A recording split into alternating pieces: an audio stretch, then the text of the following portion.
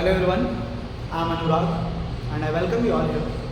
Last day हम लोग class 10th के फिजिक्स के लाइट में स्फेरिकल मिरर कर चुके थे, कॉनकेव मिरर और कॉन्वेक्स मिरर का इमेज फॉर्मेशन कर चुके थे। आज उससे कुछ और आगे बढ़ेंगे हम लोग और आज रिफ्लेक्शन को फिनिश करेंगे।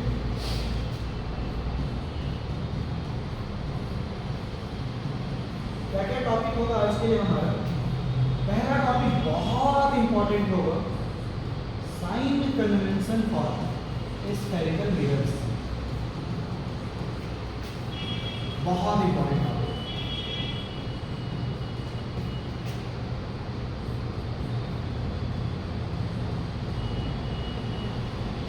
दूसरा आएगा mirror formula.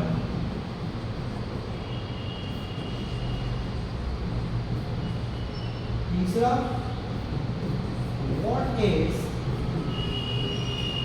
Magnification.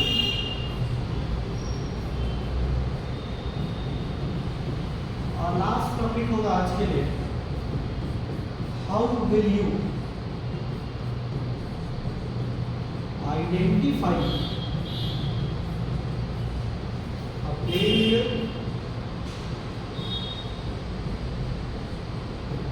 A concave mirror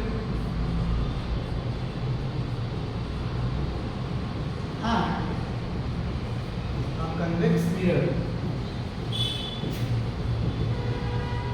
A by touching and B without touching। आप कैसे पहचानेंगे कि कोई भी गिवन मिरर प्लेन है या कॉनकेव है या कॉन्वेक्स है, टच करके और बिना टच किए? तो आप ये 4 टॉपिक्स आज पढ़ेंगे और यहीं पर रिफ्लेक्शन आपका फिनिश हो जाएगा। अगली क्लास में हम लोग रिफ्रैक्शन शुरू करेंगे। पहले बात करते हैं साइन कन्वेंशन की। एक्चुअली लास्ट टाइम हमने इमेज फॉर्मेशन में देखा था कि आप ऑब्जेक्ट को अलग अलग जगह पर कॉनकेव मिरर में प्लेस करते हैं तो इमेज भी अलग अलग जगह पर प्लेस होता है, इमेज भी अलग अलग जगह पर बनता है। तो ऑब्जेक्ट का जो डिस्टेंस होता है पोल से, उसको आप ऑब्जेक्ट डिस्टेंस कहते हैं। क्या बोला मैंने? जैसे मान लो ये कॉनकेव मिरर और मान लो कि आपने यहाँ पर ऑब्जेक्ट को रखा और यहाँ इमेज बन रहा है। अभी मैं इग्नोर कर रहा हूँ कि कौन सा पोजीशन है, ये सारी चीजें आप जान लो। तो पोल से लेके ये जो ए बी ऑब्जेक्ट है और ये जो ए डैश बी डैश इमेज है, तो पोल से लेके ऑब्जेक्ट तक का ये जो डिस्टेंस आपको दिख रहा है, इसी को हम लोग यू कहते हैं। मतलब क्या समझ में आया कि ऑब्जेक्ट डिस्टेंस जो है वो पोल से लेकर ऑब्जेक्ट तक का डिस्टेंस है और इसको हम लोग स्मॉल यू से रिप्रेजेंट करेंगे। आगे क्या? आगे ये जो इमेज बन रहा है जहां पे, उसका डिस्टेंस अगर मेजर किया जाए पोल से तो उसको आप इमेज डिस्टेंस कहते हैं। मतलब इमेज डिस्टेंस वो डिस्टेंस है जो इमेज और पोल के बीच होता है और उसको स्मॉल वी से रिप्रेजेंट करते हैं। अगर मान लो कि आपने इसको फोकस रखा है, मान लो कि यहाँ फोकस है, बहुत बड़ा भी है, सेंटर से बहुत ज़्यादा बड़ा इसका सेंटर ऑफ कर्वेचर मौजूद है, तो हमने लेकिन ये फोकस और पोल के बीच का ऑब्जेक्ट का क्वेश्चन हो जाएगा जो गलत हो जाएगा। मान लो यहाँ पे है क्या,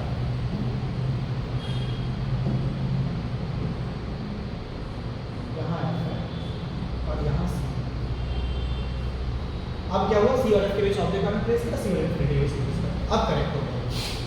अब बात ये की जा रही है कि ये जो फोकस आपको दिख रहा है, पॉइंट फोकस, तो फोकस और पोल के बीच के डिस्टेंस को स्मॉल एफ कहते हैं, तो आप पहले ही से जानते हैं, इसको बताने की जरूरत नहीं है कि फोकल लेंथ जो होता है वो डेफिनेशन में हम लोग देख लेते हैं, वो स्मॉल एफ से होता है। ये कॉनकेव मिरर की बात हो गई। सेम चीज कॉन्वेक्स के साथ भी होगी। ये कॉन्वेक्स हो गई। मान लो आपने पोल और इन्फिनिटी के बीच ऑब्जेक्ट को कहीं प्लेस किया है और इमेज पोल और फोकस के बीच बन ये इमेज बन। अब क्या है बाबू कि यहाँ पर भी जब आप ये डिस्टेंस देखोगे, पोल से लेके ऑब्जेक्ट, ये भी ऑब्जेक्ट है और ये ए डैश बी डैश इमेज है, तो ये जो डिस्टेंस आपको दिख रहा है ये ऑब्जेक्ट डिस्टेंस है यू। पोल से लेके ऑब्जेक्ट तक का डिस्टेंस यू है, पोल से लेके इमेज तक का डिस्टेंस v, पोल से लेके इमेज तक का डिस्टेंस v। और ये जो फोकल लेंथ दिख रहा है पोल से लेके फोकस तक का डिस्टेंस, तो ये टर्म्स हैं ऑब्जेक्ट डिस्टेंस, ऑब्जेक्ट और पोल तक का डिस्टेंस, इमेज डिस्टेंस, इमेज और पोल तक का डिस्टेंस, और फोकल लेंथ, फोकस और पोल तक का डिस्टेंस। मिरर के केस में कॉनकेव हो या कॉन्वेक्स, सारा जो डिस्टेंस मेजर होता है वो पोल से होता है। जब हम लेंस पढ़ेंगे तो सारा डिस्टेंस मेजर होगा ऑप्टिकल सेंटर से। तो ये जो U दिख रहा है आपको, ये जो V दिख रहा है आपका, ये जो F दिख रहा है, इसके बीच एक रिलेशनशिप होता है जिसको हम कहते हैं मिरर फॉर्मूला। क्या बोलते हैं? Mirror formula. ये मिरर फॉर्मूला क्या है? ये मिरर फॉर्मूला क्या है? ये रिलेशनशिप ये होता है कि 1/u प्लस 1/v जो होता है वो 1/f, the sum of reciprocal of object distance and image distance is equal to the reciprocal of focal length। ये जो आपको दिख रहा है 1/u plus 1/v is equal to 1/f, इसी को हम लोग क्या कहते हैं बाबू? Mirror formula. लेकिन आज की क्लास में मिरर फॉर्मूला पहला टॉपिक मैंने नहीं लिखा, मैंने साइन कन्वेंशन लिखा है। क्यों ऐसा? क्योंकि इस चैप्टर के फिनिश होने के बाद आपको बहुत सारा न्यूमेरिकल्स बनाना है। बहुत सारे numericals r equal to 2f पर भी आ सकता है, sin i by sin r पे भी आ सकता है, sin i by sin r is equal to refractive index, और भी बहुत सारा रिफ्रैक्शन में देखेंगे, लेंस फॉर्मूला पे आ सकता है, मिरर फॉर्मूला पे भी आ सकता है। तो मिरर फॉर्मूला पर जब सवाल आएगा तो मान लो कि अगर आपको ऑब्जेक्ट डिस्टेंस पता है, इमेज डिस्टेंस पता है, तो आप फोकल लेंथ निकाल सकते हो। फोकल लेंथ पता है, इमेज डिस्टेंस पता है, u निकाल सकते हो। u पता है, f पता है, v निकाल सकते हो। u पता है, f पता है, v निकाल सकते हो। लेकिन क्वेश्चन जो होता है उसमें लिखा होता है, मान लो लिखा हुआ है N object is placed at 10 centimetre in front of a concave mirror. तो अब सवाल यह है कि आप 10 सेंटीमीटर प्लस लेंगे या माइनस लेंगे, क्योंकि दोनों बात बराबर नहीं है। इसी टॉपिक का नाम साइन कन्वेंशन। मिरर फॉर्मूला आप पढ़ लिए, अच्छी बात है। मिरर फॉर्मूला क्या होता है आप समझ लिए, अच्छी बात है। Object distance, image distance, focal length क्या होता है आप समझ लिए, अच्छी बात है। लेकिन ऑब्जेक्ट डिस्टेंस, इमेज डिस्टेंस और फोकल लेंथ पॉजिटिव होगा या नेगेटिव होगा, ये समझना है। और इस टॉपिक को करते हैं अभी जस्ट हम लोग, और इसको हम लोग कहते हैं साइन कन्वेंशन। साइन कन्वेंशन समझाने का तरीका बहुत है। सबसे आसान तरीका जो मुझे लगता है वो ये है कि आप कोऑर्डिनेट ज्योमेट्री का हेल्प लें। कोऑर्डिनेट ज्योमेट्री का बेसिक बात आप पहले से जानते हैं कि इसमें इस तरीके से x एक्सिस और y एक्सिस होता है। ये x हो, ये y होगी और ये y डैश होगी। ऐसे एक और हम बना लेते हैं कॉन्वेक्स मिरर के। ये x हो गया, ये x डैश हो गया, ये y हो गया, ये y डैश हो गया। और यहाँ पे बाबू ओरिजिन होता है, ये जीरो नहीं है, o है जो 0 0 को रिप्रेजेंट करता है। यहाँ पे भी o है जो 0 0 को रिप्रेजेंट करता है।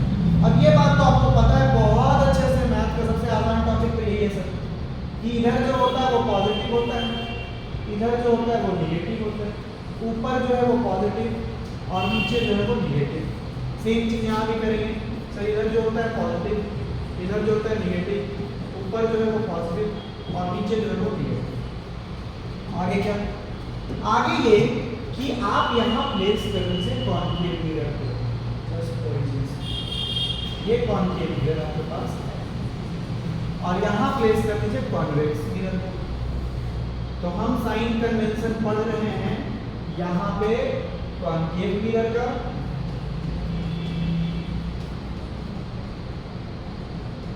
और यहाँ पे कॉन्वेक्स मिरर का।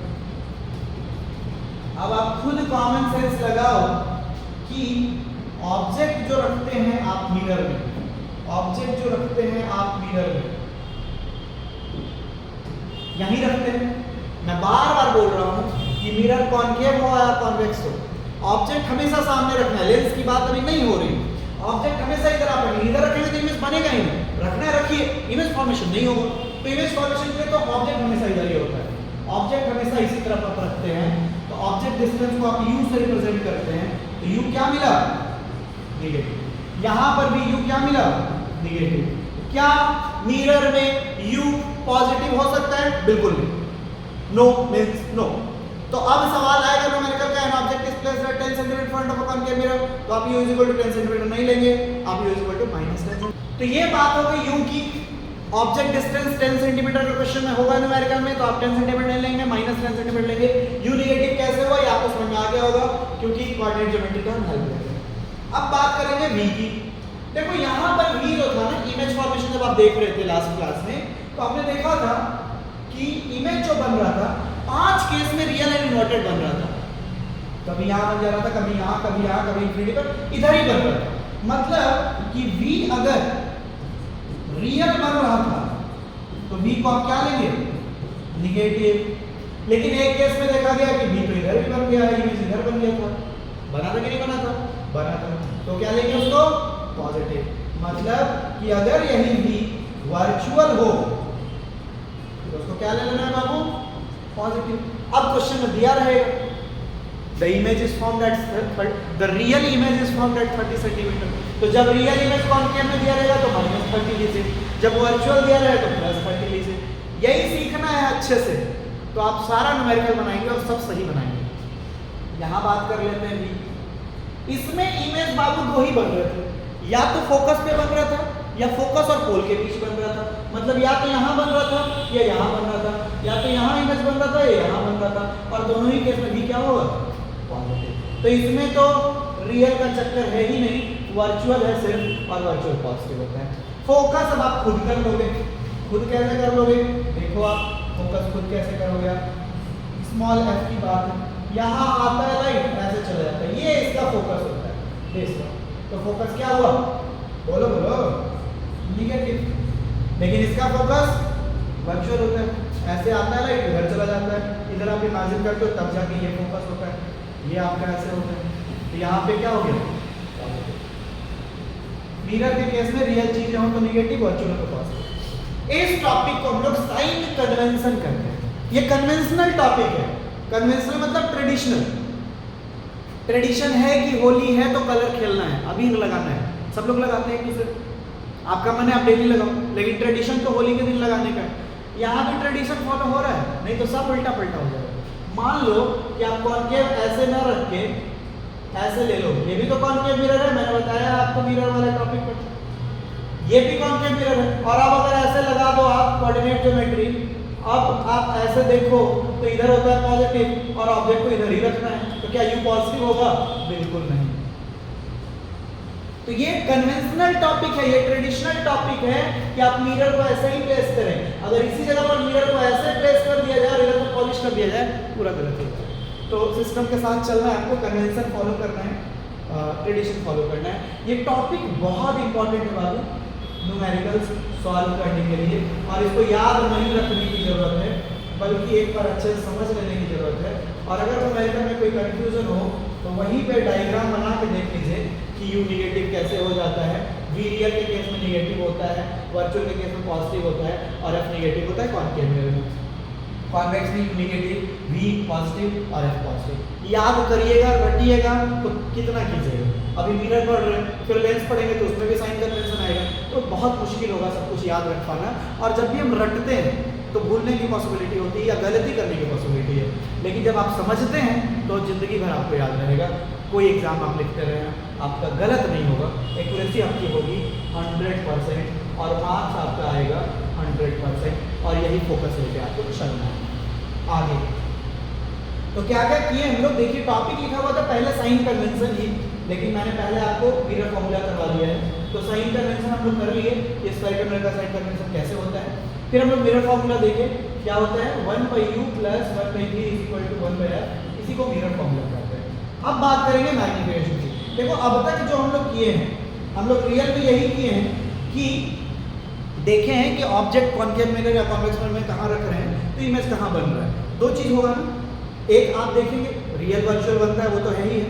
दो चीज़ ये होगा कि इमेज डिस्टेंस और ऑब्जेक्ट डिस्टेंस के बीच क्या रिलेशन है, या हाइट ऑफ इमेज या साइज ऑफ इमेज और साइज ऑफ ऑब्जेक्ट के बीच क्या रिलेशन है। ये दो चीज़ मैटर करता है बहुत ज़्यादा। जैसे प्लेन मिरर है, तो प्लेन मिरर में जितना दूर ऑब्जेक्ट रखे उतना दूर इमेज बने, जितने साइज का ऑब्जेक्ट रखे उतना साइज का इमेज बने।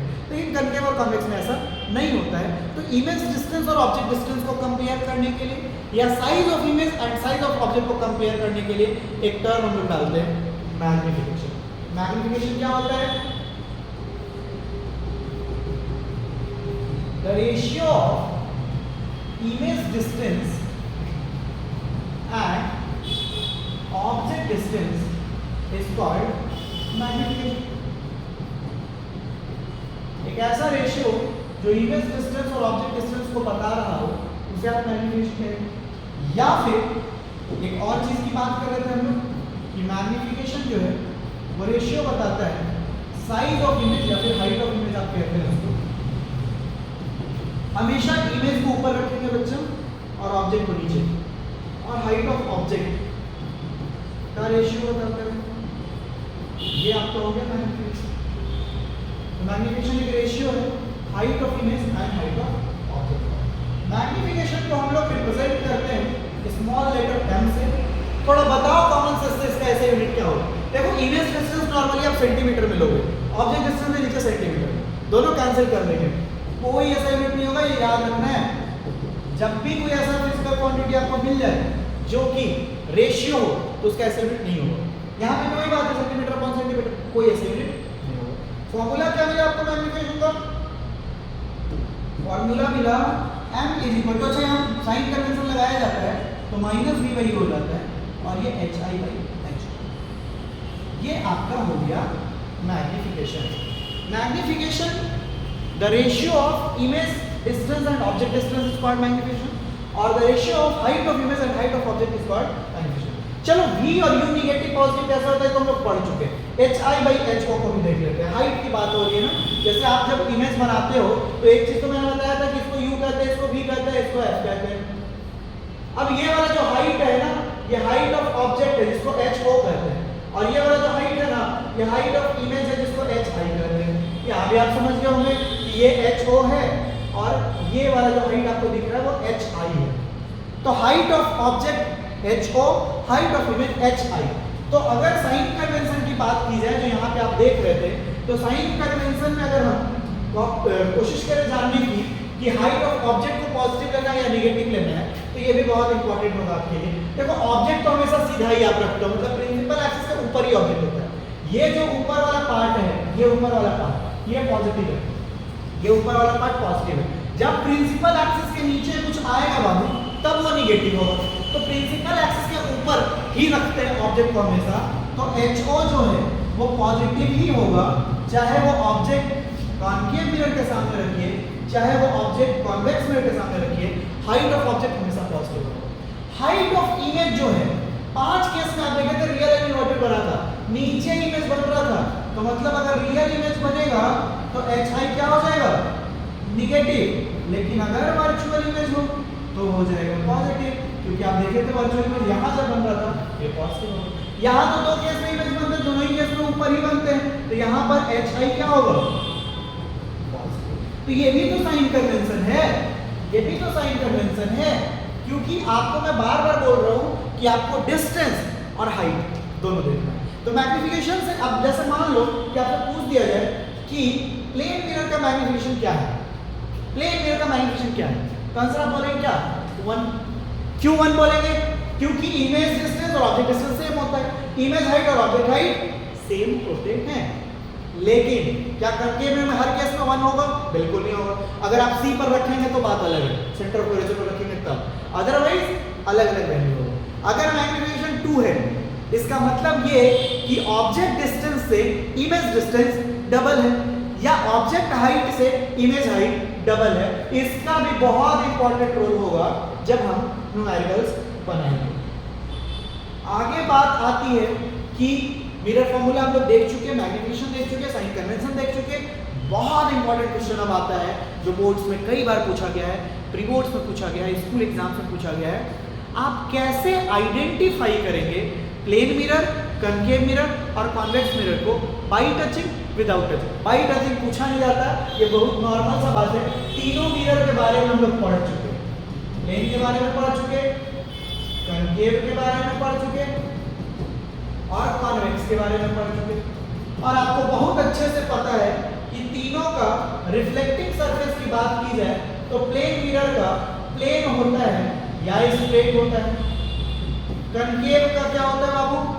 रिफ्लेक्टिंग सरफेस बल्ज इन होता है, इनवर्ड रिफ्लेक्टिंग सरफेस होता है, और कॉन्वेक्स का क्या होता है, बल्ज आउट होता है, आउटवर्ड रिफ्लेक्टिंग सरफेस होता है। यहां बात रिफ्लेक्टिंग सरफेस की जा रही है। The mirror having a straight reflecting surface will be plane mirror. The mirror having bulged in reflecting surface will be concave mirror. The mirror having bulged out reflecting surface is convex mirror. लेकिन ये answer तब होगा जब आपको कहा जाए कि आप टच करके बताइए। अगर क्वेश्चन हो विदाउट टचिंग, जो नॉर्मली पूछा जाता है, तो उसके लिए क्या करना होगा, विदाउट टचिंग के लिए आपको इमेज फॉर्म करना होगा virtual and erect. Virtual and erect image form करवाइए हर एक मिरर से। Virtual and erect image form करवाइए हर एक मिरर से। क्यों, वो भी मैं बताऊंगा अभी जस्ट। देखो, virtual and erect image form कराओगे तो तीन पॉसिबिलिटी है होने की। या तो इमेज जो मिलेगा वो सेम साइज का मिलेगा, या तो लार्जर देन द ऑब्जेक्ट होगा, या फिर स्मॉलर देन द ऑब्जेक्ट होगा। चौथा केस तो कुछ हो नहीं सकता, यही तीन केस हो सकते हैं। अब मुझे आप खुद से बताइए, अगर मिरर के इमेज फॉर्मेशन पर कमांड बन चुका है तो इसका आंसर आप कर पाएंगे, और अगर नहीं बना है तो लेक्चर्स फिर से देखिए, अभी आपका कॉन्सेप्ट क्लियर नहीं हुआ है। इस क्वेश्चन के आंसर से पता चल जाता है कि आपका इमेज फॉर्मेशन कमांड बना कि नहीं बना, और इसीलिए ये सीबीएसई और आईसीएसई का फेवरेट क्वेश्चन है। वर्चुअल इरेक्ट सेम साइज किसमें बनता है, कॉनकेव में बनता है जब सी पर ऑब्जेक्ट बनते हैं? बिल्कुल नहीं, क्योंकि कॉनकेव में जब आप सी पर ऑब्जेक्ट को रखते हैं तो सेम साइज का बनता है, लेकिन वो रियल एंड इन्वर्टेड होता है। वर्चुअल इरेक्ट सेम साइज सिर्फ और सिर्फ प्लेन मिरर में बन सकता, इसके अलावा कॉनकेव और कॉन्वेक्स में कभी नहीं बन सकता। तो ये हो गया। किस मिरर में वर्चुअल इरेक्ट और लार्जर इमेज बनता है? केस 6 याद कीजिए, कॉनकेव का। फोकस और पोल के बीच ऑब्जेक्ट को रखिएगा, बिहाइंड द मिरर बनेगा, लार्जर बनेगा। तो यहां हो गया कॉनकेव मिरर।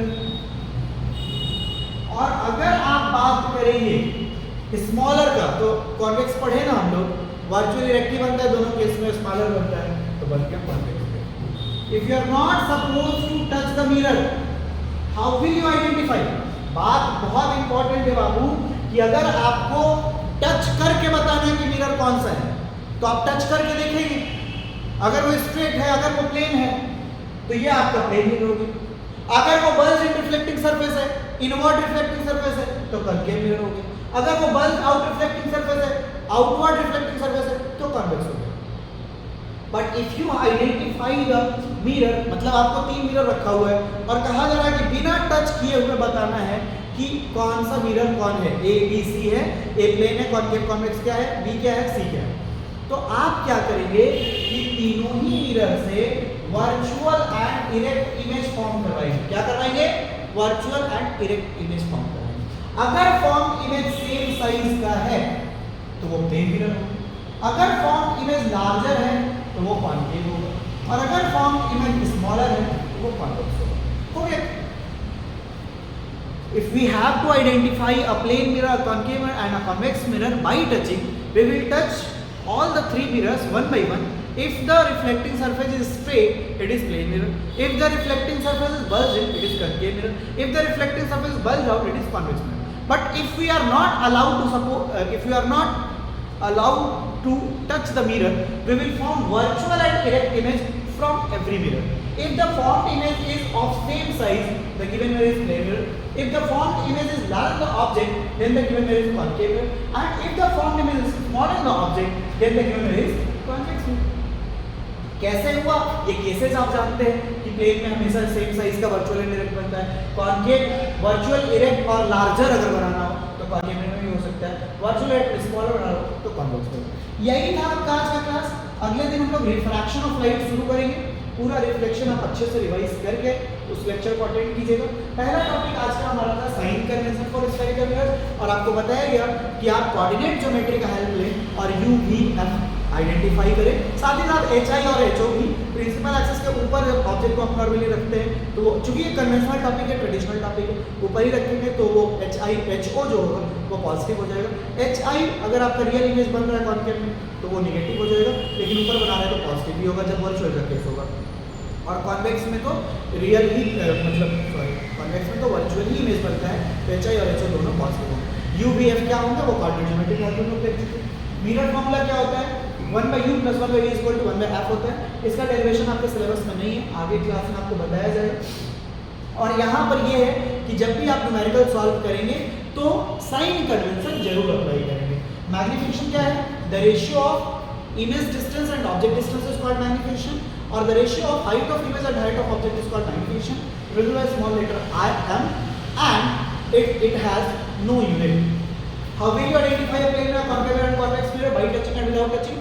By touching, अगर straight reflecting surface है तो plane mirror, bulged in यानी inward reflecting surface तो concave mirror, bulged out यानी outward reflecting surface तो convex mirror. अगर touch नहीं करना है तो अच्छा virtual reality क्यों बना रहे हैं, real inverted क्यों नहीं, क्योंकि प्लेन से रियल इन्वर्टेड बनेगा ही नहीं, कॉन्वेक्स से भी नहीं बनेगा। कॉन्केव से बनेगा तो साइज 5 बार में 5 तरह का बनेगा। तो virtual and direct he image तो तीनों मिरर से बनता है। सो आप वर्चुअल एंड डायरेक्ट इमेज बनाएंगे, अगर फॉर्म इमेज सेम साइज का है तो वो प्लेन मिरर, अगर फॉर्म इमेज स्मॉलर है तो कॉन्वेक्स मिरर, और अगर सेम ये आपका वर्चुअल डायरेक्ट एंड लार्जर बन रहा है तो कॉन्केव मिरर केसेस। तो यही था पूरा रिफ्लेक्शन। अगली क्लास में हम लोग रिफ्रैक्शन शुरू करेंगे। That's all, thank you. कोई भी सपना साकार करने के लिए सबसे जरूरी है सही कोच का होना। चुनिए द रेवोल्यूशन एकेडमी को और करें अपने स्कूल एग्जाम्स एंड बोर्ड्स का सपना साकार।